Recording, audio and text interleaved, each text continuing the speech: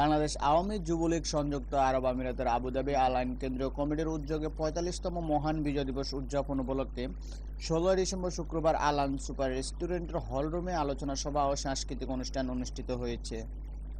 সংগঠনের ভারপ্রাপ্ত সভাপতি গোলাফুর রহমানের সভাপতিত্বে ও সাধারণ সম্পাদক নূর মোহাম্মদ ভূঁইয়ার পরিচালনায় এতে প্রধান অতিথি ছিলেন আরব আমিরাতের কেন্দ্রীয় আওয়ামী যুবলীগের সহসভাপতি শেখ কামাল।